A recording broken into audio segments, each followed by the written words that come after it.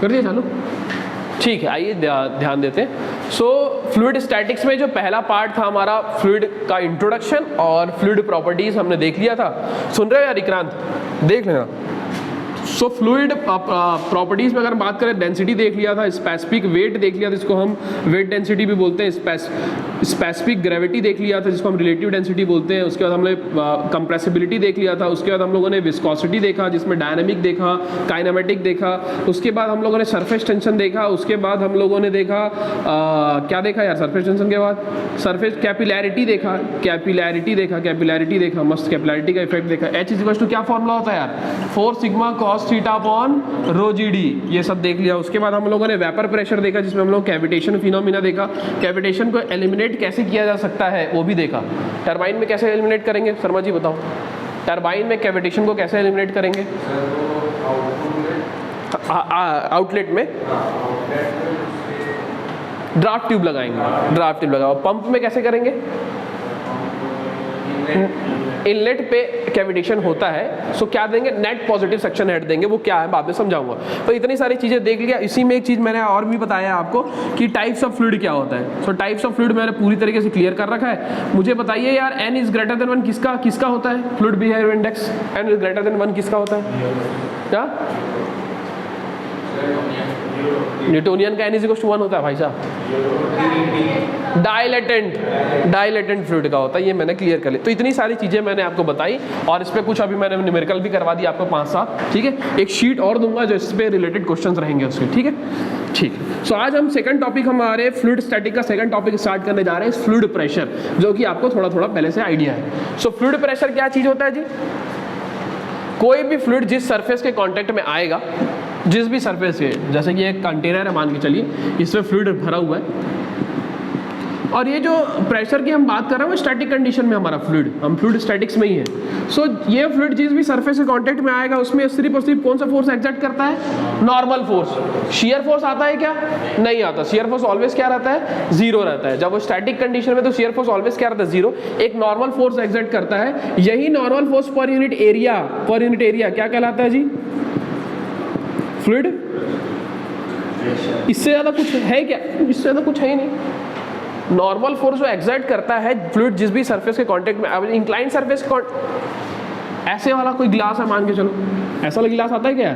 ऐसा वाला गिलास मान लो, वाइन वाला गिलास, इसमें आपके पास फ्लूइड रखा हुआ है, तो अब फ्लूइड इस सरफेस के कांटेक्ट में है तो फोर्स कैसे लगाएगा? ऐसे फोर्स लगाएगा क्या? फोर्स कैसे लगाएगा? ऐसा 90 डिग्री बनाना ना प्लेन के, समझे? इसके दो कंपोनेंट बाद में हम बात करेंगे, हॉरिजॉन्टल कंपोनेंट और वर्टिकल कंपोनेंट। तो ये तो हमारे बात का विषय है, बस अभी मैं आपको बता रहा हूँ कि फ्लूइड जिस भी सरफेस के कांटेक्ट में आएगा ऑलवेज कौन सा फोर्स लगाएगा जी? नॉर्मल फोर्स, 90 डिग्री वाला। ठीक है जी, और यही पर यूनिट एरिया क्या कहलाएगा? Fluid pressure. ठीक है जी, फ्लूइड ये प्रेशर है।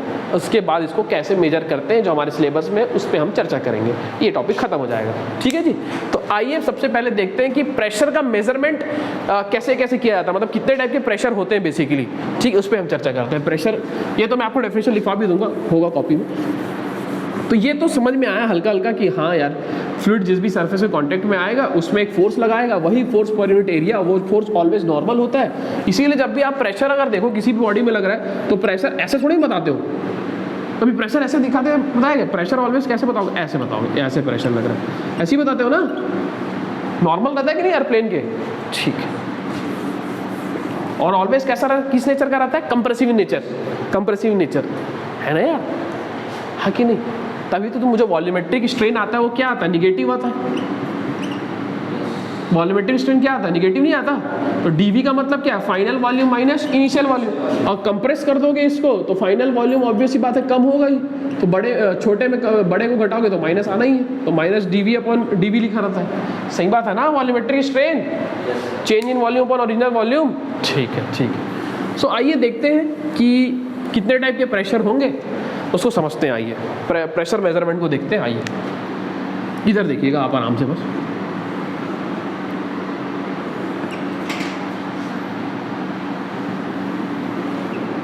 चार लाइन ड्रॉ किए, इधर समझना, आराम से समझना। ये जो प्रेशर है ना जी, अभी हमारे ऊपर, आपके ऊपर, जो टेबल के ऊपर, चेयर के ऊपर, सबके ऊपर जो प्रेशर लग रहा है वही वाला प्रेशर है। वो कौन सा प्रेशर है जी?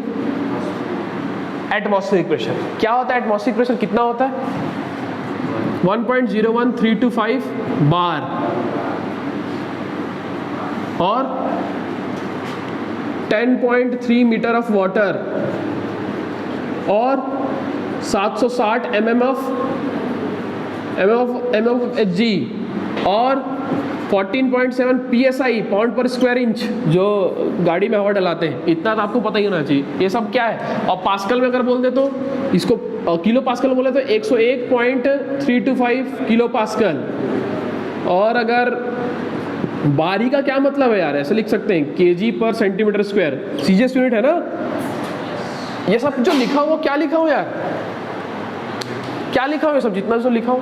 एटमॉस्फेरिक प्रेशर अभी मैं बताऊंगा, वो वाटर का क्या उस इंट्रोडक्शन वाली क्लास में बताया था, इसको और अच्छे से बताऊंगा। ये जो हम पे आप पे जो लग रहा है वो अलग अलग यूनिट में अलग अलग क्वांटिटी है यार। ये केजी पर सेंटीमीटर, ये तो बराबर ही हो गया। ये पीएसआई में इसको ऐसे लिखेंगे, किलो पास्कल में इसी को चेंज कर देंगे। समझ पाते हो कि नहीं यार? ये इसी को किलो पास्कल बना दिया ना। बार करोगे तो 10⁵ करोगे, किलो के लिए 10⁵ से डिवाइड मारोगे कि नहीं यार? एक्चुअल में 10⁵ से डिवाइड नहीं मारते हैं। इधर देखो यार, इतना भी आपको पता है कि नहीं मुझे नहीं मालूम। ये बार है जी, इसको पास्कल में कन्वर्ट किया तो कितना हो गया जी? 10⁵। ये पास्कल हुआ अभी। अब इसको मैं ऐसे पास्कल लिख सकता हूँ। पास्कल मतलब न्यूटन पर। अब इसको किलो करना है तो किलो मतलब 10⁵ रहता है, तो ऊपर 10⁵ का मल्टीप्लाई किया, नीचे 10⁵ का मल्टीप्लाई किया। सो 10⁵ को ही क्या बोलोगे जी? किलो। अब ये क्या हो जाएगा? किलो न्यूटन पर मीटर स्क्वायर। और ये जो 10⁵ है नीचे बच गया। 10⁵ का मल्टीप्लाई किया, 10⁵ का डिवाइड किया जी। 10, ये एकदम बेसिक है। 10⁵ मतलब किलो बन गया और नीचे 10⁵ और ये हो गया स्क्वायर बच गया। सो स्क्वायर हो गया तो 2 जीरो उधर खिसक जाएगा राइट साइड में। सो 101.325 किलो पास्कल या फिर किलो न्यूटन पर मीटर स्क्वायर, ये लिखा हूं। अरे है ना?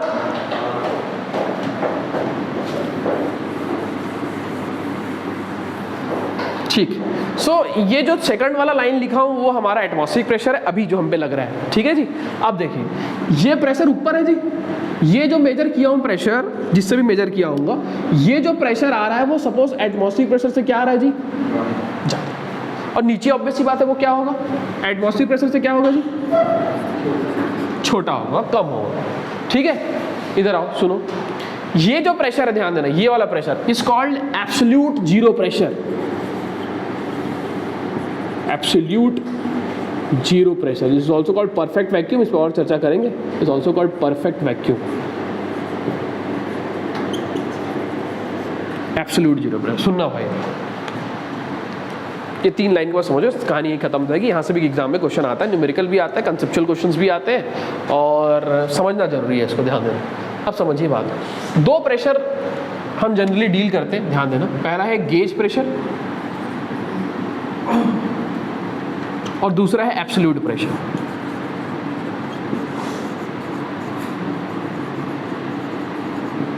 पूरा फ्लूइड मैकेनिक्स अभी चालू होने से खत्म होने तक, पूरा फ्लूइड मैकेनिक्स में जब हम प्रेशर की बात करेंगे या फिर किसी भी क्वांटिटी का प्रेशर मेजर करेंगे, इंस्ट्रूमेंट से करेंगे, चाहे किसी से भी करेंगे, कि किसी के प्रेशर का फाइंड आउट करेंगे, कहीं से भी इंस्ट्रूमेंट से करेंगे या फिर किसी प्रेशर की बात करेंगे, जो भी बात करेंगे, पूरे फ्लूइड मैकेनिक्स में, इंटायर फ्लूइड मैकेनिक्स में जो प्रेशर हम बात करेंगे वो कौन सा प्रेशर होगा जी?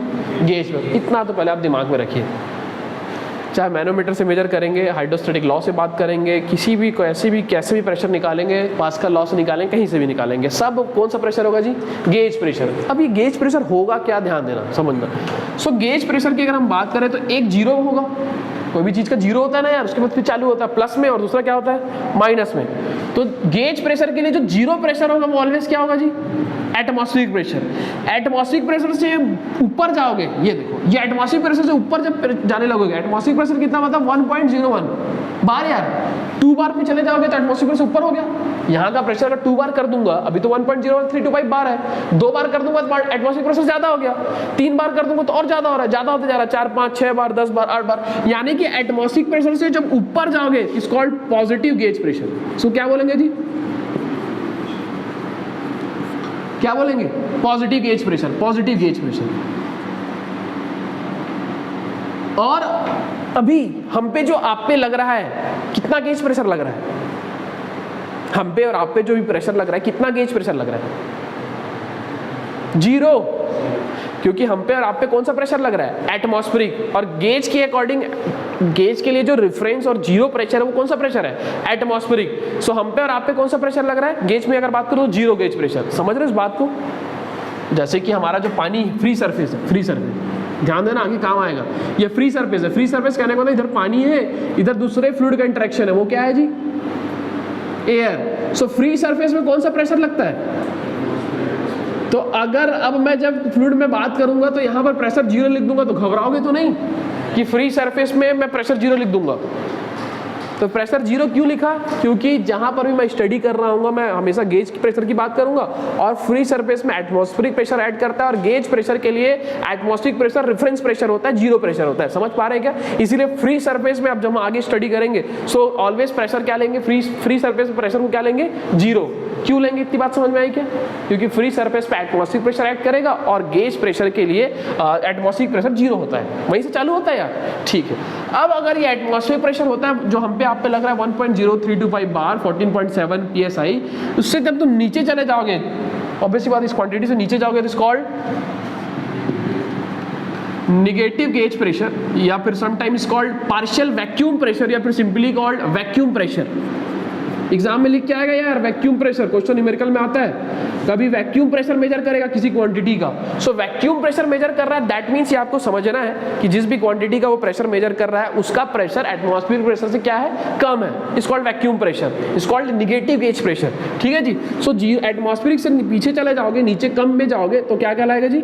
Negative gauge pressure. क्या आपको इतनी बात समझ में आ रही है? Negative gauge pressure is also called partially vacuum या फिर सिंपली वैक्यूम प्रेशर। तो अब कभी भी वैक्यूम प्रेशर कहीं लिखा आएगा तो आपके दिमाग में क्या हिंट करना चाहिए कि वैक्यूम प्रेशर बोल रहा है, दैट मींस वो क्या है? नेगेटिव गेज प्रेशर है, दैट मींस एटमॉस्फेरिक प्रेशर से उसका प्रेशर कम है। इतनी बात समझ पाओगे जी? बस इतना ही तो समझना है।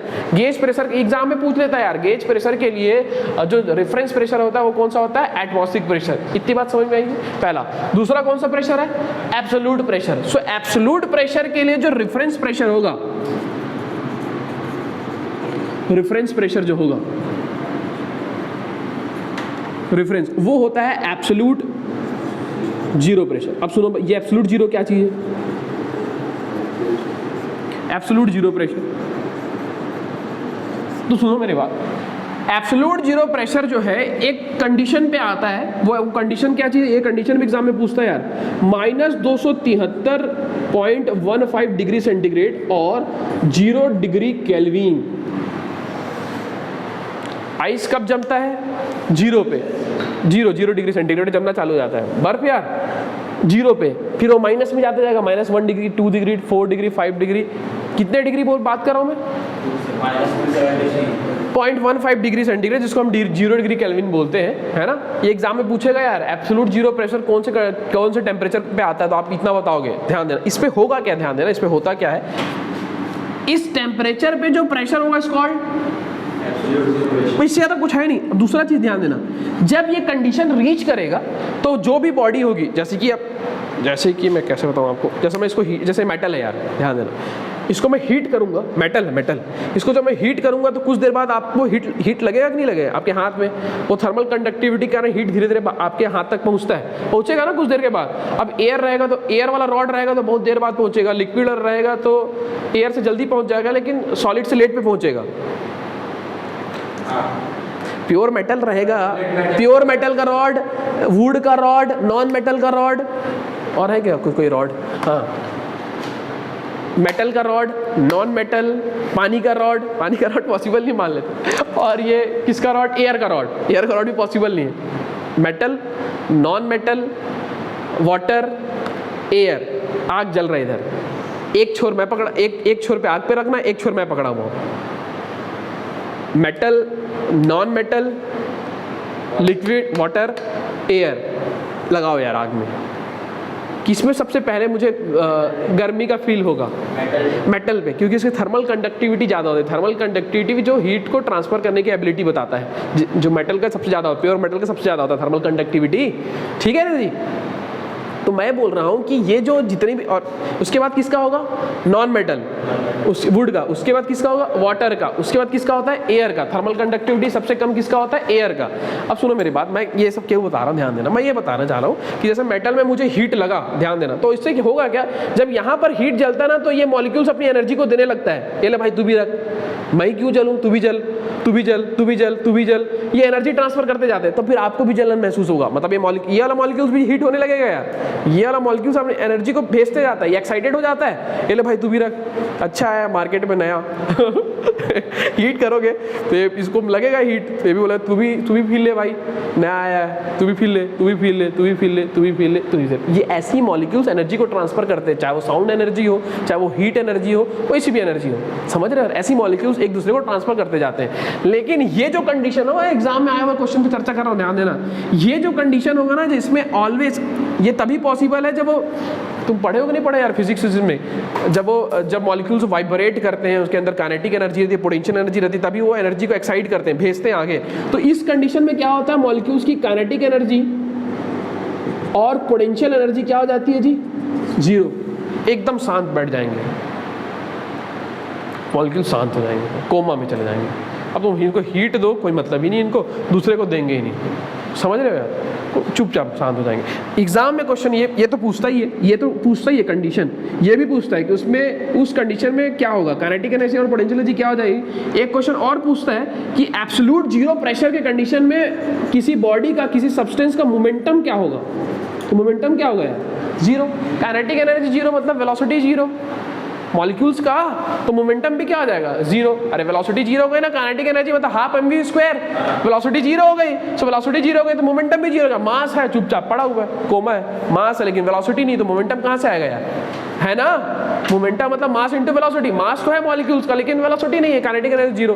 तो आपको ये दिमाग में रखना है कि एब्सोल्यूट जीरो प्रेशर कब आएगा, कब होता है एब्सोल्यूट जीरो प्रेशर, कौन से किस पॉइंट पे प्रेशर होता है, जब किसी सब्सटेंस का टेम्परेचर इतना रीच करता है, तो उस समय जो उसका प्रेशर होता है it's called absolute zero pressure. उस समय मॉलिक्यूल्स की, उस बॉडी के मॉलिक्यूल्स की काइनेटिक एनर्जी और पोटेंशियल एनर्जी जीरो हो जाती है, तो उस मॉलिक्यूल्स की मोमेंटम भी क्या हो जाता है, जीरो होता है। एग्जाम में पूछा गया। तो एब्सोल्यूट जीरो के लिए जो प्रेशर के लिए जो रेफरेंस प्रेशर होता है वो ऑलवेज क्या होता है, absolute zero pressure. Absolute pressure के लिए जो होता है reference pressure absolute zero pressure होता है, जिसको हम परफेक्ट वैक्यूम प्रेशर भी बोलते हैं। ये भी एग्जाम में आता है कि एब्सोल्यूट जीरो प्रेशर को हम क्या बोलते हैं, परफेक्ट वैक्यूम प्रेशर। एग्जाम में आया हुआ है, आ सकता है नहीं, आ चुका है कि एब्सोल्यूट जीरो प्रेशर को हम क्या बोलते हैं, परफेक्ट वैक्यूम प्रेशर बोलते हैं। ध्यान देना। अब सुनो मेरी बात, सुनो भाई साहब, अब किसी कोई एक कंटेनर है, उसका तुम प्रेशर मेजर कर रहे हो जी, उसका प्रेशर आ गया 3 बार, कितना आया जी, 3 बार। 3 बार मतलब एटमॉस्फेरिक प्रेशर से ज्यादा है, मान के चलो ये 3 बार है, सुनना ये 3 बार है। तो एब्सोल्यूट प्रेशर कैसे उसको लिखा कैसे जाएगा, उसका फॉर्मूला कैसे बनेगा, ये मेजर है। एब्सोल्यूट प्रेशर मेजर करना मतलब ये जीरो है ना, जीरो से ऊपर जाओगे तुम। ध्यान देना, अभी एक चीज पूछूंगा आपसे, इतने देर से सुन रहे हो, एक चीज पूछूंगा बता देना। यहाँ ये 3 बार प्रेशर आपने मेजर किया, मान के चलो किसी इंस्ट्रूमेंट से मेजर किया, तो उसको लिखा कैसे जाएगा एब्सोल्यूट प्रेशर में। देखो ध्यान देना, 3 बार को एब्सोल्यूट प्रेशर में मेजर कर रहे हैं, सो ये एब्सोल्यूट प्रेशर 3 बार जो मेजर कर रहे हैं, तो कैसे लिख सकते हो, atmospheric pressure plus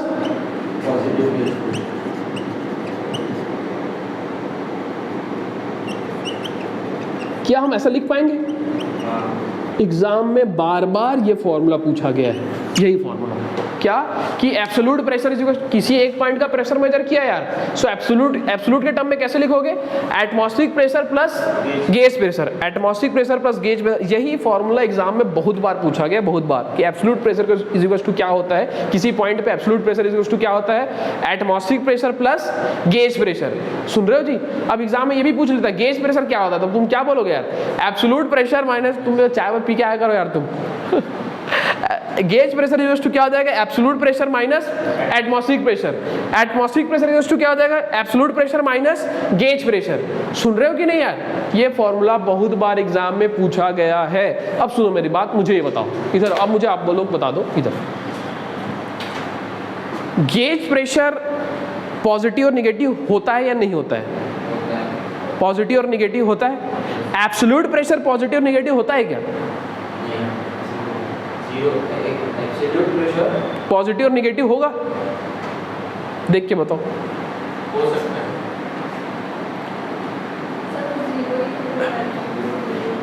gauge pressure positive और निगेटिव होता है, होगा।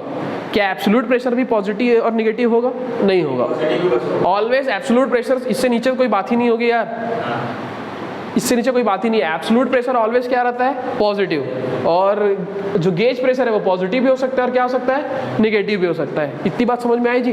तो सुनो, दो प्रेशर पे हम चर्चा कर रहे थे। एटमॉस्फेरिक तो हमारे लिए सबके लिए कॉमन है। दो प्रेशर पे हमने चर्चा की है कि एब्सोल्यूट प्रेशर क्या होता है और एक गेज प्रेशर क्या होता है। तो गेज प्रेशर के लिए जो जीरो प्रेशर होगा वो एटमॉस्फेरिक प्रेशर होगा। ऊपर जाओगे तो पॉजिटिव गेज प्रेशर, नीचे जाओगे तो negative gauge pressure. Absolute pressure जो होता है वो उसके लिए रेफरेंस लाइन होता है एब्सोल्यूट जीरो प्रेशर। वो कब, वो कौन से कंडीशन में आता है? जब टेम्परेचर किसी सब्सटेंस का इतना रीच कर जाए। लेकिन ये इसमें इस आने के बाद कोई थ्योरी कोई काम नहीं करता, कोई थ्योरी काम नहीं करेगा क्योंकि मॉलिक्यूल्स एक्साइटेड ही नहीं होंगे, कोई मतलब ही नहीं है उनको। सो इसमें आपको याद रखना पड़ेगा कि मोमेंटम जीरो होता है इस कंडीशन में। Is also called perfect vacuum pressure. और एब्सोल्यूट, ये फॉर्मूला सबसे इंपॉर्टेंट है यार, ये formula absolute pressure is to atmospheric pressure plus gauge pressure. इतना आप लिखिए, फिर इस पर और चर्चा करेंगे।